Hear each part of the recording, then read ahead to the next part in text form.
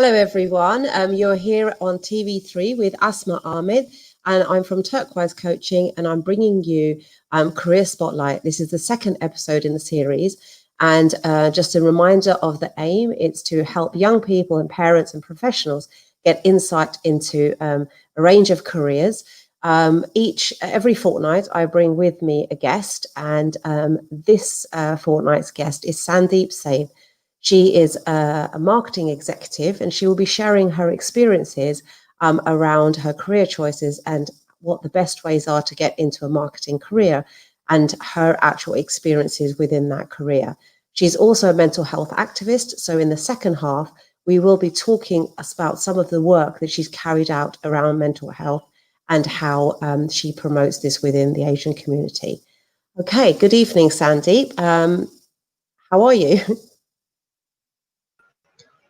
Hi, Asma. I'm very well, thank you. You are well, and thank you so much, first of all, for having me on here. It's an absolute pleasure to be here, and I'm actually looking forward to the overall session. It should be really, really good, and hopefully some useful tips for everybody. It's good to have you here, and thank you for joining us. Can you tell the viewers a little bit about your background and the kind of work that you're involved in, and just share some of your experiences of how you ended up in that career? Yeah, sure. So a bit of background in terms of marketing. I've got over 10 years experience in marketing. And where did it start? Well, I was at a crossroad when after studied my A-levels. I didn't really know what I wanted to do as a career or even as a degree at university. So I was at a real crossroad in my life, as most students are at that stage in their life. And I didn't really know what to do. And my heart was set on doing something creative and even thinking of doing art. I mean, my passion was art, and it has always been art. It's something that I studied in A-levels, and I thought I want to pursue a career in art. Yeah. And I thought more about it, and UCAS came along, and that's when I realized that I've really got to make life-changing decisions right here. You know, this is something that wherever I go with in terms of a career is going to stick with me for X, Y, Z number of years. So I had to think carefully. Mm-hmm. And I thought about the options, I thought about subjects, and I thought, first of all, the best people to obtain advice from, career advice from, would be my parents. And that's where I thought of approaching them about some support around the career side of things. Have your parents always sort of supported you in your career and your decisions? I mean, how do they feel about your art as opposed to the career that you ended up going down? My parents have always been supportive and always championed whatever I wanted to do in life. Still are. They're very supportive, and I think when I did mention my interest in pursuing art, they were honest and upfront and said, in reality, there's not that many jobs and there's not much opportunity out there around art, around creativity, but more importantly, art. And they just commented and were being frank and open and real about the overall situation out there. They were being realistic about it. And that's when they were just saying, honestly, Sandy, art is could be seen and may be seen more as your hobby and interest, not so much as a career. Okay.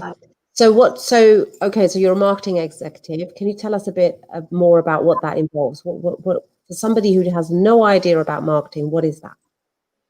So marketing, marketing is a very, very, very creative and very, very disciplined.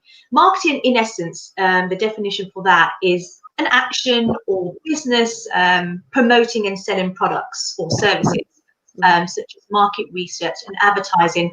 And I think over the years, marketing has really, really grown and developed, especially now with the technology. because people becoming more savvier with the digital world, especially in this pandemic as well, making use of virtual platforms such as Zoom and so forth. So with marketing, there's a range of different sub areas to SEO marketing, which is search engine optimization marketing. There's content marketing, there's digital marketing, and then there's even social media marketing. And funnily enough, even AI marketing and technology. So it's very niche. AI, for those that aren't aware, it stands for artificial intelligence. So marketing has really grown into the 21st century and being much more about just your 7Ps and selling and promoting to one customer. So it's definitely more of a dynamic industry, and it's really, So really if constantly we were, developing. if we were to try and visualize that, so you're in an organization, what would your day look like? What would you be in charge of? So my role and what I've went through in terms of my experiences, it really varies, communications. So activities such as sending out newsletters, managing newsletters, creating them, also promoting and managing social media platforms for the relevant firms, from LinkedIn to Facebook and Instagram and so forth. There's also activities such as managing the relationships with PR agencies and publications out there and journalists. So building that rapport with them. There's a lot of business development activity as well that people aren't aware of with marketing. And it has a real strong relationship. So business development around creating strategies, creating business plans around how do you want to execute your marketing strategy with the relevant clients and customers and clientele? What do you want to deliver? And doing a SWOT analysis, which is focusing on strengths, weaknesses, opportunities, and threats, and incorporating that into the plan. So it's so much more. Okay. I mean, it sounds amazing. It sounds like it's quite, you've got quite a range of areas that you can get into. So what did you actually do your degree in? What was the subject? Well, I eventually I had a chat with my dad, and I set on doing business as a degree. So I studied business management for 3 years at Queen Mary's University of London. Did that for 3 years, so graduated in 2010. So yes, yeah. So I'm a parent, so I'm trying to think, okay, I want to support my child, I've done the degree. So I'm trying to understand that from business, how do you get to marketing?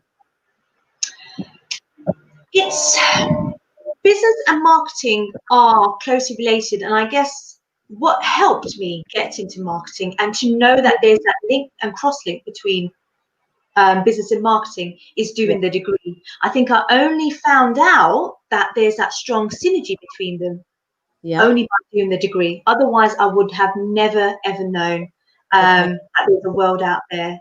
If somebody was to look for jobs, so once they've done their degree in business and they're looking for work, what sort of job titles would they be going for in the direction of marketing? If that was marketing. So from ground up, there's obviously marketing internships that you can do, which are pretty generic, but there are more tailored marketing internships out there now, given the current market. There's also marketing assistant roles, there's marketing executive roles, there's social media marketing manager roles as well. So if you're looking to go higher, marketing manager, senior marketing director, and then director of client relations or director of BD or business development. So that shows you in terms of the progression you can potentially make in that career. But there's more. I agree. And I know that currently you're also working remotely for a lot of your work because of the virus and everything, all that situation. So it is also a career, I guess, that you can sort of do remote. There's a lot of more security around the career in marketing. Yes, there is. I mean, everyone wants to to obviously promote their business, promote their way of sort of directing their business and try to get more customers to them. Every business strives for that. And I think marketing is ever more prevalent in this pandemic. And obviously business going through such hardship, they want to retain customers as much as possible.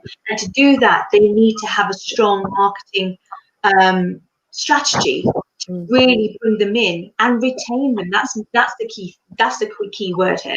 You know, once you have them in, you've got to retain them. And it's so hard to do during this pandemic, as an example. So that's why I think personally marketing is ever more key during this pandemic. It's ever more needed. And I think businesses are realizing that from the outset. Yeah. And I think it comes across as a career choice that seems quite secure in terms of the current climate, but also in terms of this kind of explosion with social media, with technology.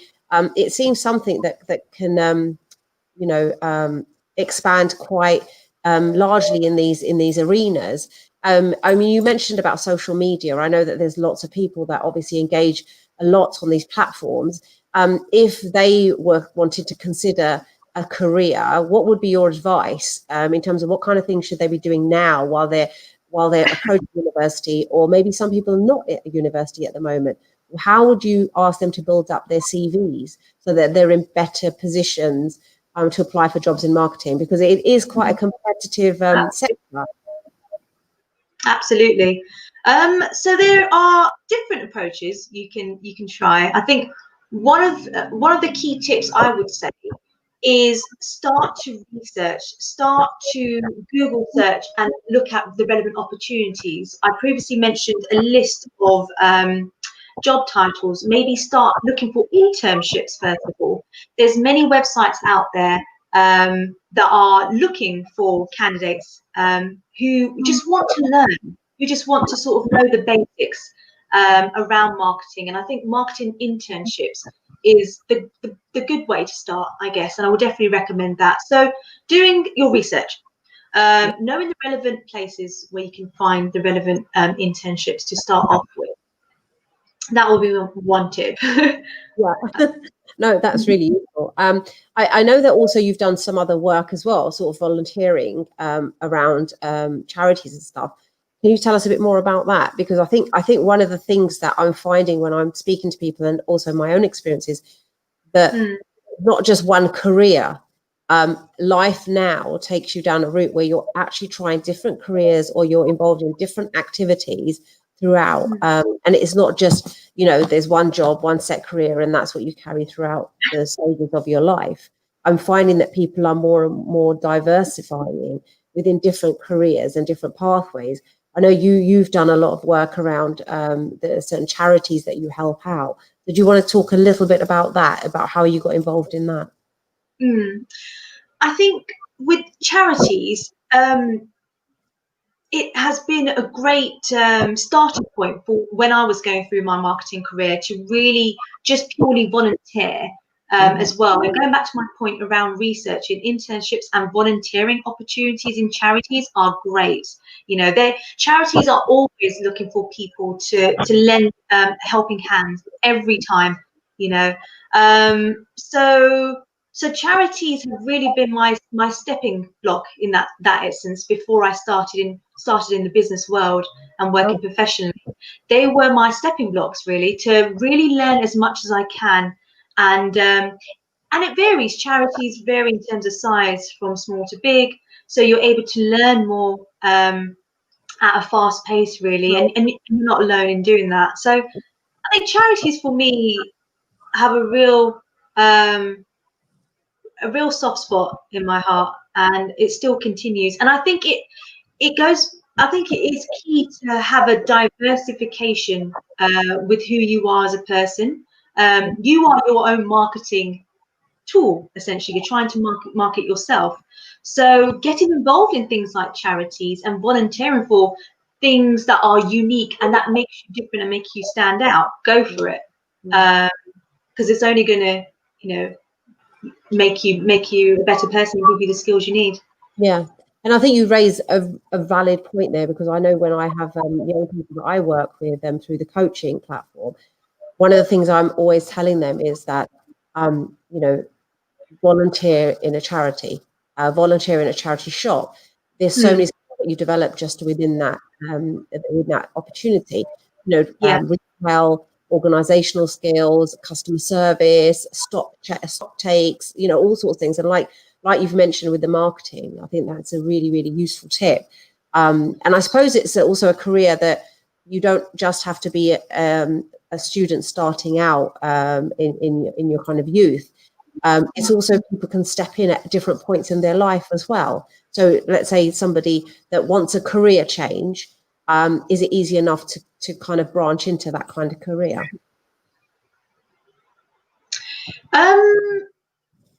I think it really is really down to the individual and how hungry they are. First of all, I think they really need to recognise what are their goals. You know, what do they want to achieve from the outset, and only they would know.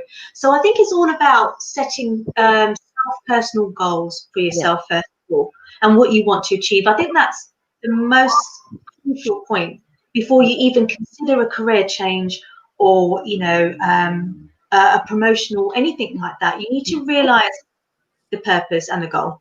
Yeah, good. And that's a good place to end on at the moment. Thank you for that. What we're going to do is we're going to now go for a quick break, and then we'll be back after the break, and we will have a second segment on your work around mental health. So viewers, we will just go off for about 30-40 seconds, come back after the break, and Sandeep will then talk to us about her work within the mental health arena. Okay, we'll be back soon.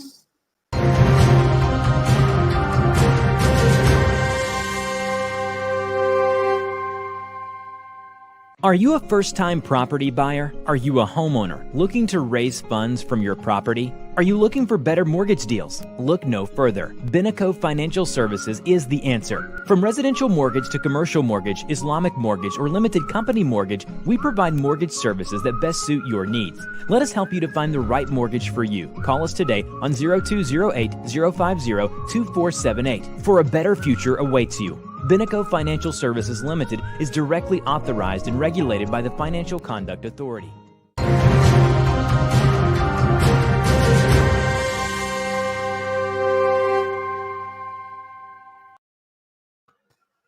And welcome back. We're here with Sandeep Saib, and she is now going to talk to all of us about her work around mental health. Sandeep, can you tell us a bit about the work? So mental health, totally different from my marketing career professionally. And it goes back to the point what we mentioned in the first part of this session around charities, I guess. I personally suffered from mental health. I was diagnosed with anorexia nervosa and body dysmorphia disorder and OCD, which is obsessive compulsive disorder. I also suffered from depression, and there was a suicidal attempt as well that I obviously went through. And I think definitely going through what I went through with my overall mental health journey, charity was my calling. And that only came about for me personally to go out and go to the relevant mental health events and to get to know this world of mental health. I remember going to one event, and my mum was really, really eager to take me to this one, and it was in central London, and there was a whole different range of mental health organisations and charities exhibiting there, from Rethink to Mind to Time to Change, to Head Together, so forth. And at that stage, I was still numb and still raw. I didn't want to share my story at that stage. And this was back in 2014, 2015. And I started to just pick up leaflets, pick up brochures, and took it all home and started to research and read up on it. Came across Rethink Mental Health Charity, came across Time to Change, and I thought it would be great to share my story, but I didn't know how to. So I signed up to become a Time to Change champion and a Rethink committee member, and take that step without knowing where it would lead me. And you've done some amazing work as a result of it. We've been lucky enough to get a quick video, like a little summary of the documentary that you actually did. Yes. That we're going to have a quick snippet now, just so that we can show the viewers just a summary of your story. Okay, so we'll just go to video now.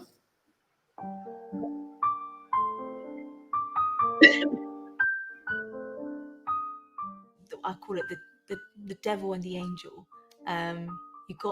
You got the devil saying, you know, you don't belong here. There's no need for you. Why are you living? There's no need for you to be here. You don't belong in this family. I said, that's a bit too much. I had a word with my wife. And it was my mum. It was my mum. And she yeah.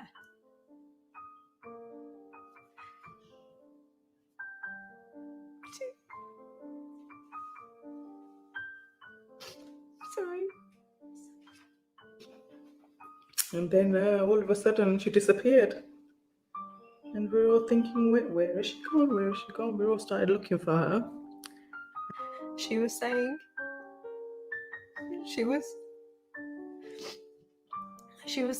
you know, Sandeep, you know, where are you?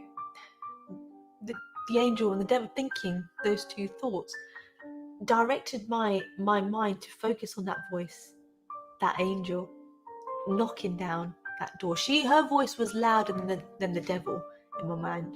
You know, that angel voice was louder than the devil. We just started crying, you know.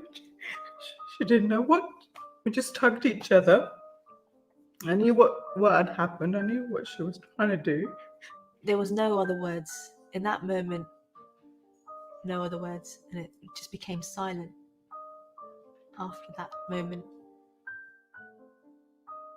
And coming across other people's testimonies, not just my sister's alone, that really did open up my eyes.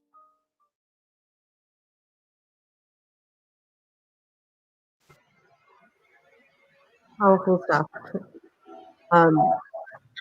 Your journey around your story has led you to do a lot of work around the Asian community. Can you tell us a bit more about that and how you've campaigned against raising awareness and what your experiences have been?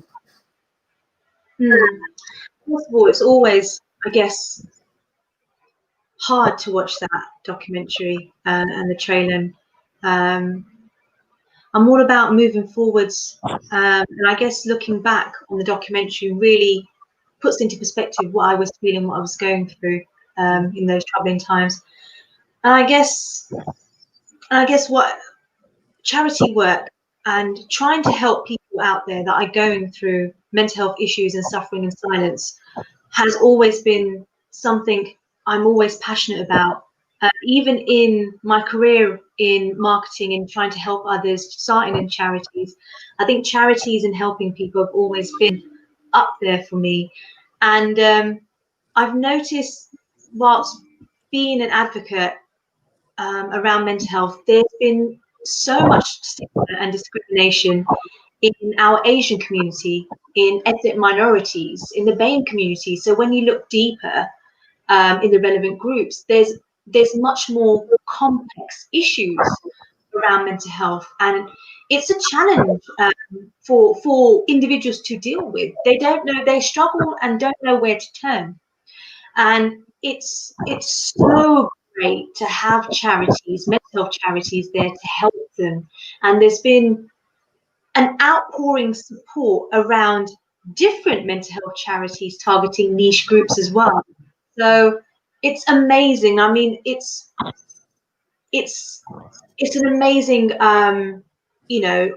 domain to be a part of, and to constantly strive to work together and work collaboratively to challenge the taboos around mental health, to have it be seen as the same as physical health. So it's still an ongoing challenge, really, and we can only change that by keep on talking and saying to people that it's okay to not be okay. I think that's ever more important for people to realize they're not alone. and to share their stories whenever they're comfortable, and using their voices, because it's so powerful when they do share what they have to share and what's sort of going through inside their mind and in their hearts. So I've always been something I'm passionate about. And I think it's also getting the message out, I guess, that is something that can happen at any point in your life. Absolutely, it's not something that you're actually born with, and and it's not always going to be so obvious. Because even for yourself, I remember looking at your story and stuff, and it was something that crept up. You talked about when you started to jog, you started to run, look after yourself. I mean, can you tell us a little bit more about that? That how did your kind of story around mental health, how did that come about? And that might help our viewers understand that how it can happen at different points of your life with no kind of signal that this is what's happening, and how your parents were able to pick up on the signs that you needed support. So I remember I was still working at that time. So still working in the law firm, doing what I do as my marketing job. So that never changed. And I always put a face on at work, so no one knew what I went through. And just to give you a brief overview of my story, in 2012 it started. In July 2012, we moved houses, and I had a chat with my cousin around doing something, doing a physical activity. She suggested jogging or getting involved in running or doing that. Thought about it, and I thought, let's do this. Let's start a new page in my life and get into that. And it started with getting a diary out, getting an exercise diary out, making a log. I started to do it once a week, then twice a week, then 3 times a week. And as soon as I knew it, I was doing it every single day, after work and the weekend. And it started to control me, exercising, rather than me controlling it. I felt powerless in that sense. That then led me to weigh myself every day, starve myself. The OCD, obsessive compulsive behavior around imagining what I ate, what food I ate. I used to purposely keep hold of food wrappers, and lay them out to know and give me that sort of comfort of what I ate and consumed. I used to have food in, if I did, it would be in certain bowls with using certain utensils. So it's very controlled behavior, very, very controlled. And I used to really do exercise to the point of breaking my body. Any injury, I would still keep on going. So it was very, very rigorous for 2 years. And in terms of what you've mentioned, Asma, around the signs and the red flags, it was my parents, again, that noticed these repetitive behaviors, my attitude changing, getting more angry, and not wanting to speak to family members and not going out and want to socialize anymore. I was in my own bubble. They sat me down and they mentioned what I've just mentioned to you around these red flags, and changing behavior. And they recommended a doctor's appointment. Now, I was still in that selfish way of thinking about only me and what I was going through. And I guess I thought, let's just do this doctor's appointment just to make my parents happy. And I guess that's where it all changed for me. That first appointment, they diagnosed me with anorexia nervosa and all the relevant conditions, and put me on antidepressants and referred me to CBT sessions. And whilst I was put on CBT sessions, I was also on the waiting list for the 40 sessions on the NHS secondary psychological care. And then during this period, I went through depression in 2014 in August, a day before my brother's birthday. And that's where I attempted to end my life. And I guess after that, that's where everything became urgent. Private therapy started. And and doing more of that and so forth. And I think, sorry, I'm so sorry. But I think, and I think that was the signs that I think is important to pick up on, and how people around you can help. But I understand that you've got Happy Heads is the campaign that you work with. Yes, so I'm a co-director of Yeah. Happy Heads, which is a non-profit mental health organisation, self-funded, a small team of 8 of us, myself and Ruth and Felicia, co-directors, started back in, I think 3 years ago now. And it really is, the heart of Happy Heads is all about the balance ball. The balance ball, which came about collectively through our own experiences with therapy and one-to-one sessions. We thought that it was very a one-size-fits-all standardized worksheets and exercises that they used to give you in therapy. And we thought it would be great to incorporate the artistic side, the creativity side of people to channel and take self-ownership of their mental health. And we thought it would be great to create a visual recovery tool for them to do that, to really take ownership of their mental health and not have those labels or those diagnoses define them. So that's the heart of it, the balance ball of Happy Heads. And it's amazing. The work that you're doing is absolutely amazing. But we've run out of time and we're going to stop there. But what I'd like to tell the viewers is that you can look up Happy Heads and you'll get the links to the work that Sandeep's doing, so that you can follow that alongside her. Thank you so much. So we've looked at the career in executive marketing, and we've been able to also explore issues around mental health. We will be back in another fortnight with another guest and another career. Thank you for watching on TV3 Career Spotlight from Turquoise Coaching. Thank you.